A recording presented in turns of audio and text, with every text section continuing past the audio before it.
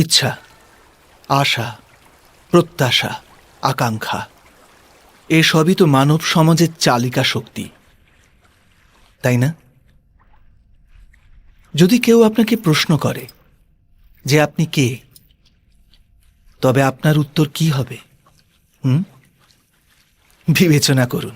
আপনি তখন বুঝতে পারবেন যে আপনার ইচ্ছাই আপনার জীবনের ব্যাখ্যা। কিছু পাওয়ার সাফল্য, কিছু না পাওয়ার নিষ্ফলতাই আপনার পরিচয়।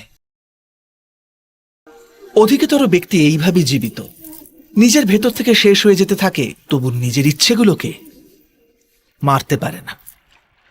ইচ্ছা তাকে এমনভাবে ছোটাতে থাকে যেমন মৃগের নেশায় শিকারী।